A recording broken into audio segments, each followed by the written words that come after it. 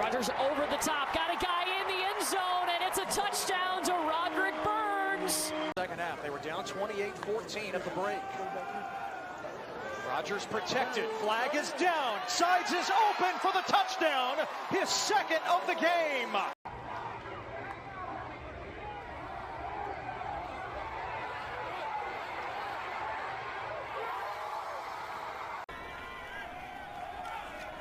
Five-man rush, Rogers stepping up. Chandler Rogers has the first down. Rogers looking for the end zone. He's got it. Touchdown, North Texas. How you doing? Familiar face for you guys, hopefully. Chandler Rogers, quarterback there in 2023. And just talking with Justin about the 2023 season and just catching up on what I'm doing now. Absolutely. And that's where I'd love to start, Chandler. Just what have you been up to since, graduating from UNC, obviously? What have you been up to for you? Graduated from UNC with my master's, and then last year was at Cal. Right now, still training. Went through pro day and everything. Had good testing numbers. Had a couple workouts. So just waiting for the opportunity, whether it would be NFL or UFL. I had a UFL workout that went really well. Had some interviews and everything. So just waiting on a phone call just for the next opportunity. But other than that, I'm doing real estate as far as wholesale, and I'm also working on getting my real estate license. Gotcha. Yeah. What made you want to keep pursuing, football after college and wanted to play at that next level? I mean, one, it's a dream that I've had since the first grade. And I know I can play at that level. It was just, things unfortunately didn't go the way I wanted to last year at Cal. So I know me getting to the next level had nothing to do with talent. Even the scouts told me that they just wanted to see a little bit more on field, on the tape, in game. So I'm just hoping if I get an opportunity where there'll be a practice squad somewhere or going to UFL and get an opportunity there, get some more film and make that transition to the NFL. Absolutely. Yeah. Zooming in on that Cal year for you, obviously, Fernando Mendoza is lighting up the college football world currently, right? And just take me through that season for you and just how it was not being able to start.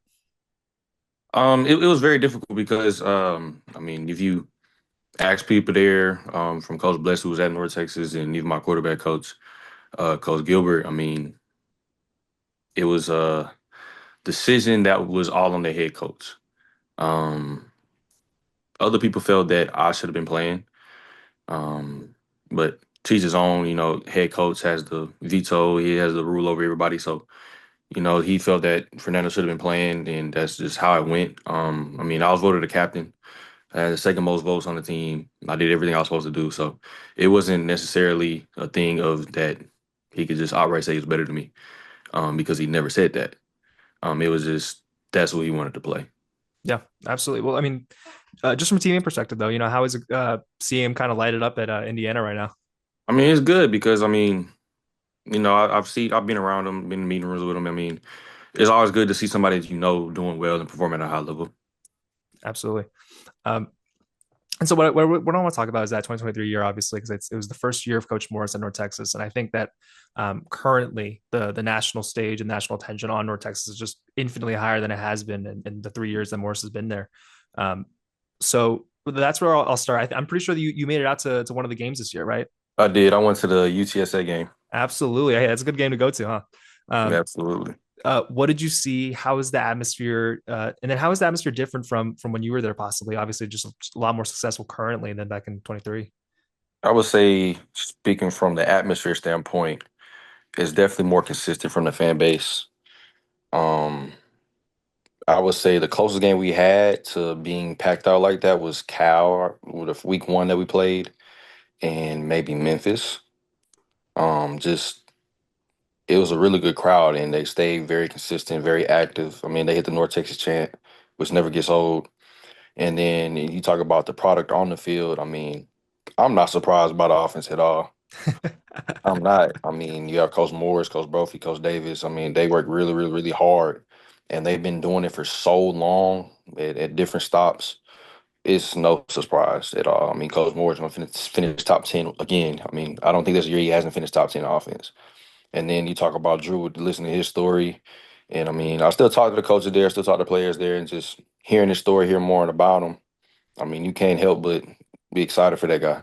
Absolutely. And then the biggest difference is, it's obvious. It's defense. The defense definitely makes a difference, especially when you have a high-powered offense like that, and then you have a great defensive coordinator, Coach Scholar, and then he brought in some of the Sam Houston guys and one of my closest friends, and Will Jones and Pat. He came back.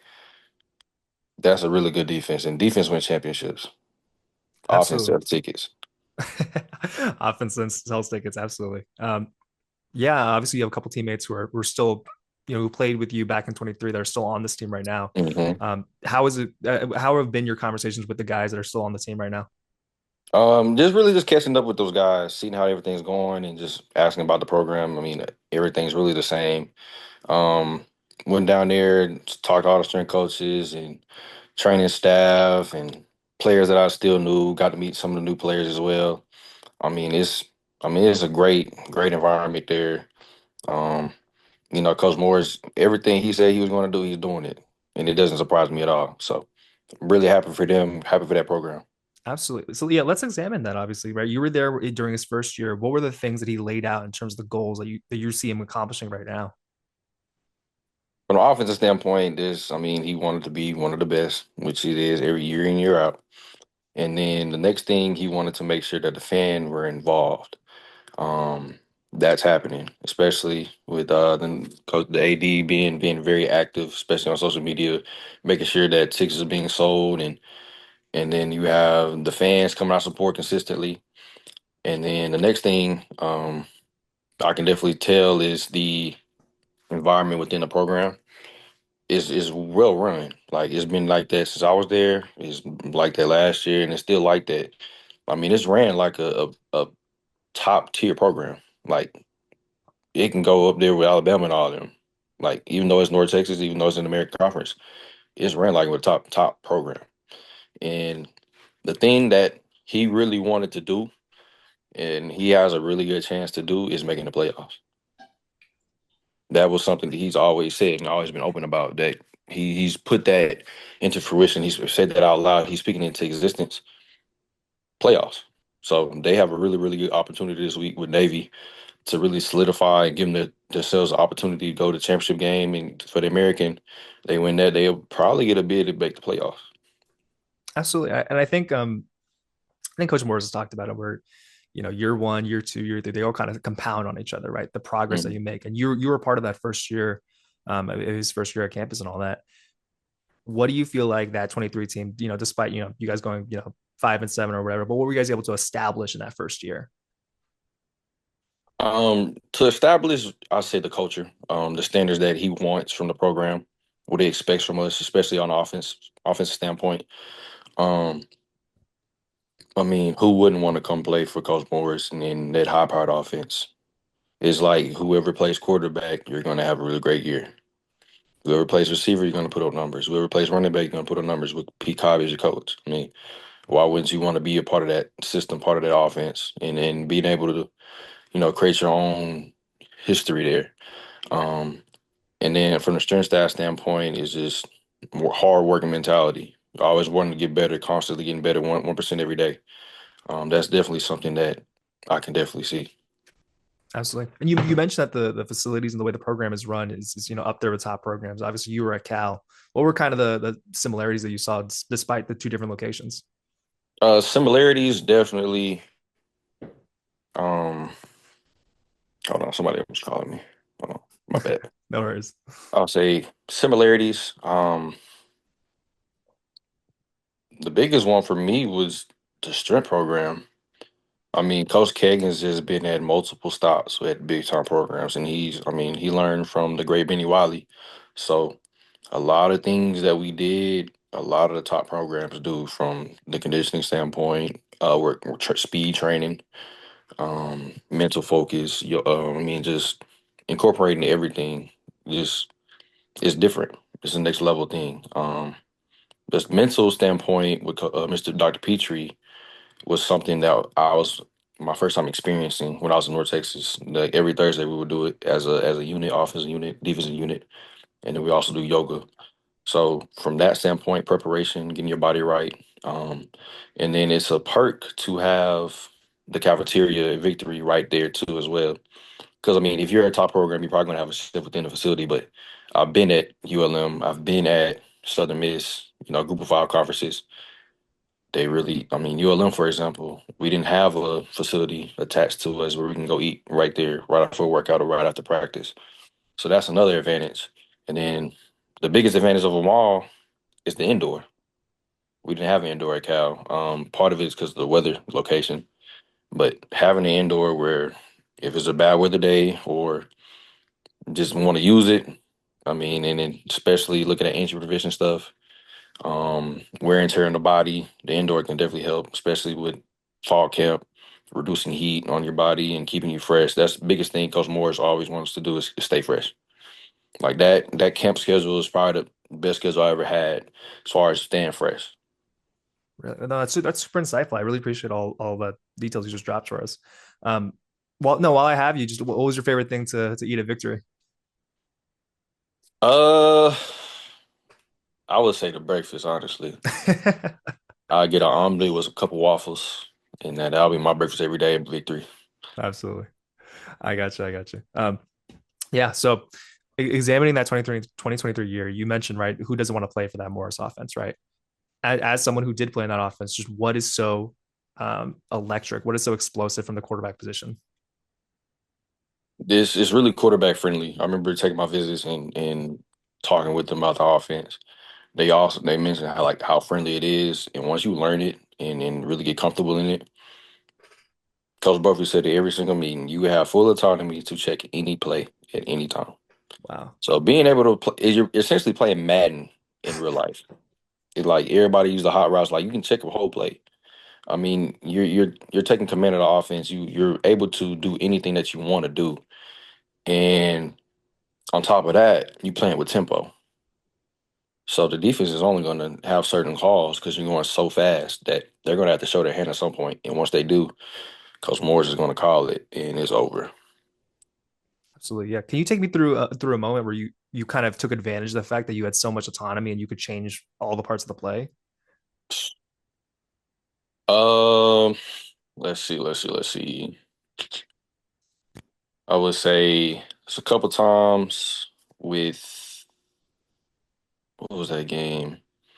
I know Navy. I had checked a couple plays where I hit a double move to J Smart across the middle. There's been times against with Abilene Christian, I check like a quick bubble or a fast screen outside.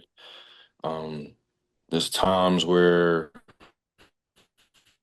in 2 minute situations where I might check a pass to a run or run to a pass. Um, and I would say Tulsa had a fly corner route through the rod, which is complete, but they caught it incomplete. We ain't gonna talk about that though. But just being able to really go out there and pray freely, like I mean, I've heard stories from Coach Morris and about Coach Leach, RIP. No. Coach Leach would literally go out there and tell them a signal for a formation and go check. So that means the quarterback can call whatever he wants. So we talking about being able to do that back then. Imagine what we're able to do now. No, seriously. Oh my gosh. Yeah. Um, yeah. And, obviously, I think there's a ton of different moments that we can talk about from 2023. But I think I wanted to get your insight on just despite what the record says, I think if you look back on this team, right, there's a lot of really talented players that you got to play with, that you yourself, obviously. Um, just how talented was that team, despite the record? That was definitely one of the most talented teams I've ever played in my life. I mean, even on defense, I know defensively, if you look at statistics, didn't perform well.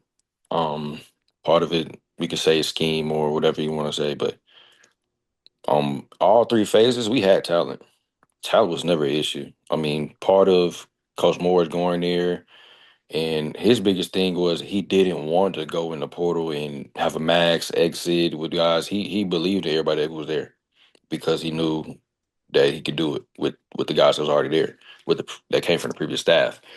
Offensively, I mean, you got J Mac. I threw, he had 1,000 yards. I threw for Yeah. 3,000. Then Ayo rushed for 1,000, but Oscar had 800 yards. Yeah. So I mean, you talk about that, and that same year, every receiver got a touchdown. Tight ends had 2 touchdowns. So it's like everybody ate. Absolutely, absolutely, yeah. And then you mentioned some of those guys, including yourself. Following that year, you guys get these offers to the SEC schools like Jamari Macklin, right? Mhm. And then you obviously end up at Cal. Just how great of a launching pad was that for you guys to show your talents and get those offers in the portal? It's just a testament to our hard work and just betting on ourselves. J Mac, he came from SEC school, so he's played at that level before. Io, he went to James Madison. Um, it was a great move for him. And then, just me particularly just wanted to be on a bigger stage and showcase my abilities on a national platform week in, week out. So it really wasn't anything. It was like, oh no, we don't want to be here. It was definitely conversations had. So it was yeah, it wasn't just, oh, I'm out of here. No, it Yeah. wasn't like that. No, absolutely. And that's what I really love to explore. I think there's a lot of a lack of nuance when people talk about, Hmm. G5 transfers to the P4 level, right? They write it off as like they got a bigger paycheck. They just wanted to, Yeah. have a nice car or some NIL package. For you, what was the decision process like to end up, deciding to go to Cal? But then what were those conversations you had? I would say the first thing was there were a lot of guys who were contributors that were leaving. So it got to a point where I'm like, okay, I'm here by myself. I really don't know who we're gonna bring in. I'm trying to recruit guys. Some guys like, hey, can we do this? A lot of guys, the first thing they're gonna ask is we're in NIL areas, NIL. At that time, we really didn't have the best NIL. It was something, but it wasn't the best to where our guys will be really appealed by the dollar sign. They will be appealed by their product on the field, what they're able to do with the ball in their hand and put up numbers. That's what we will be able to do at that time. Um, and then we began, negotiations, stuff like that. Um, they gave me a number at first through the initial negotiations I was comfortable with. And then it came down to getting the contract and it said something different. So then we began going back and forth. And then it's just like, it might be best to explore. And then the rest is history. Yeah, yeah, absolutely. What were the conversations with, Coach Brophy, Coach Morris at the time, just in terms of exit meetings and just seeing, how their interest in you? Yeah, so during the exit meeting, I mean, I'm all in, no questions asked. I mean, they was like, hey, this is what you need to get better at. Um, this is what you did well. And then like week two after, that's when everything started to change. Absolutely. Yeah. And I think, and correct me if I'm wrong, right? I think what you talked about was right. It was like the other players on the team, announced their transfer portal decisions a little earlier than you did, Hmm. and you kind of held out. Um, what was your reaction when some of those bigger names, like Jamori, announced his decision? It was it was a little bit frustrating because it's like you hate to lose somebody like Jamori No. because I mean just how talented he is. You hate to lose two guys like Oscar and Ayo, 1,000 yard, 800 yard rusher. Then defensively, you lose some couple guys because you want to change personnel. Some guys just didn't fit the scheme. Some guys want to go somewhere else. So it just got to a point like we had a workout with the returners. It was like 20 some guys, Yeah. and like you're able to see who's back, and it's like okay, we got a bit rebuild. Okay, cool. And then that's when negotiations started, things like that. But Yeah. yeah, No, I get it. I think it's super. I don't think it's very publicly known that you originally wanted to stay with North Texas, right? yeah, yeah, yeah. Yeah, yeah. What made you want to stay? How special was that year? Obviously, your name is in the record books. When I'm doing my research for whatever stat Drew just broke, right? Your stat's like Hmm. right next to it. Your Chandler Morris is right next to it. Hmm. Just how special was that year? How special was this place to you? I mean, my story kind of started ending. My mom went to Texas Women's, and when she was back in school to get her master's, I was a little baby, little kid, and I would go to class with her. She would bring me to class with her. So my mom was definitely that woman in class who had the child with her in class Mhm. as a grad student. So like just coming back to Denton. North Texas is one of the schools like I always had an interest in, always had my eye on, and hopefully I thought one day I could be able to go there. And from there, I loved it. I mean, loved the school, loved my teammates, loved the coaches, loved everybody there. I mean, it was just that was like the best year that I had up until that point. So it was a no brainer for me to stay. Absolutely. Yeah. But just how fun was it for you? Outside, I know obviously, again, the win loss record, but again, the offense performing that the way it did, though you performing the way it did, just how fun was that year for you? That year was really fun because you're throwing for a lot of yards, putting a lot of points. But at the same time, it was frustrating because we're not getting the result that we wanted. It was teeter back and forth. Like we'll play so well, but it'll be like 4 or 5 plays that'll give the difference in the game. And then Yeah. we go back and watch film. It's like, okay, we're that close. Like we knew how close we were. Like I mean, we lost with 4 or 5 one-score games. Yeah. We talk about the possibility of winning 9 games, 8, 9 games. So that's what was frustrating for us as a team. Yeah. You mentioned some of those frustrations. Obviously, the one score games were massive. Obviously, there's a couple to think about. I was there during the Memphis homecoming game, right? Where it seemed like there were like four My four different God. times where you or them, scored. It was Yeah. pretty crazy. Just yeah, how frustrating was it? What were the conversations like in the locker room at the time? That game was frustrating because offensively we didn't play well in the first half. Point blank period. Yeah. We knew it, everybody knew it. It was like we were in a sluggish, and that was part of the four game gauntlet that we had with Tulane, Memphis, UTSA, and SMU. Yep. All 4 games we started slow. Why? I don't know. In the second half, we just turned it on. And that game, yeah, I just hate the ending. It's the ending. Yeah. It's just how it ended because we came back, took the lead, and they went down there and scored 75 yards later. Yeah, that was the only time a game has happened like that for me. Normally, I'm on the other end where I'm doing that to somebody. That was the first time it ever happened to me. I got you. Yeah. No, that 4 game gauntlet was for sure. I mean, some of the toughest opponents in the American that year. Um, what was it like playing against that high level competition? And to be fair, really coming close, right? You mentioned that Memphis Yeah. game, right? 7 point loss to Tulane. UTSA is 37-29. Like these are not necessarily blowouts or anything. Just what was that experience like competing against that level of competition? I mean, that's what you signed to play college football for. I mean, you want to play against the best, and to be the best, you have to beat the best. So that's just what it is. I mean, it's unfortunate that we didn't win any of those games, but like I said earlier, it just shows how close we were.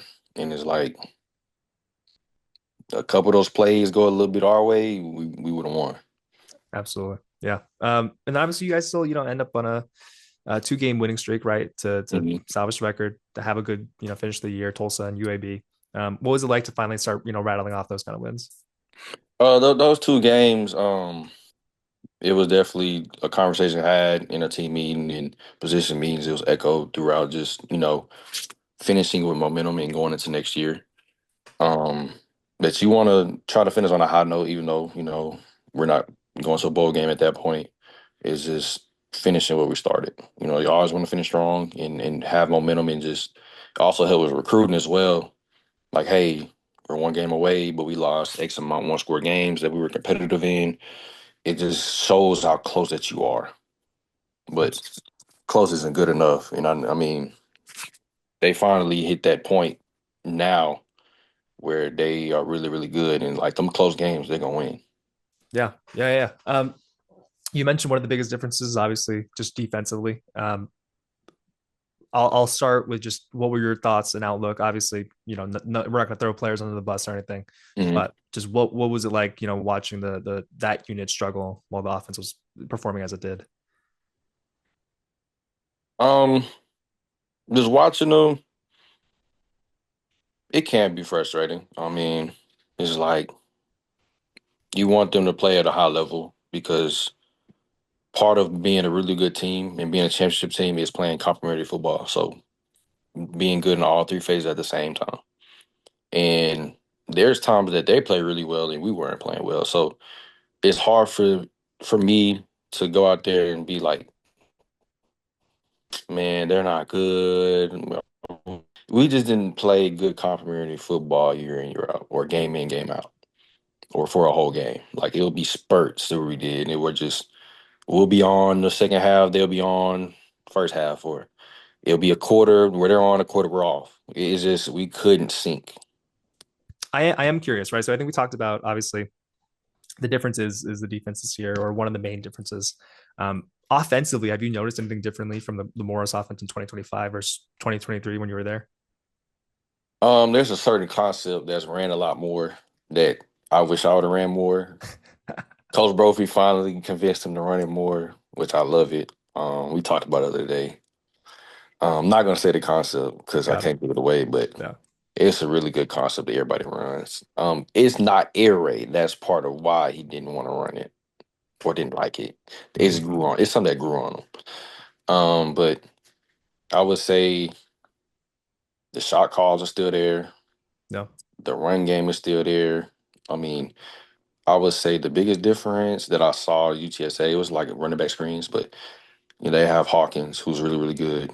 Um, he's one of them that can run the ball and he can also go play receiver and make people miss. So he's a little different. But I mean, the offense is the same. Everything else is the same. I mean, if I watch some signal, I can tell you to play. That's crazy, actually. Like Yeah. I'm so serious. Um, I'm so yes. serious. Speaking on that, obviously we kind of mentioned the 2023 team was plenty talented of its own, right? If comparing this year's offense to that year's offense, which obviously do you think would actually perform better in the current day? This all right, my year in 23 versus now. Yeah, yeah. That was I'm taking me all day. I'm taking me all day. I'm taking me all day. Yeah, I'm taking me. Yeah. It's not a knock to them because I mean, they high powered. I mean, he just threw for 600 yards, but I'm taking me. Absolutely. Yeah. Speaking on that Charlotte game, obviously Drew just set the American record, the North Texas record, single game passing yards, right? Hmm 608. Just what'd you kind of see from that performance? Um, he played really, really confident. Um, like that.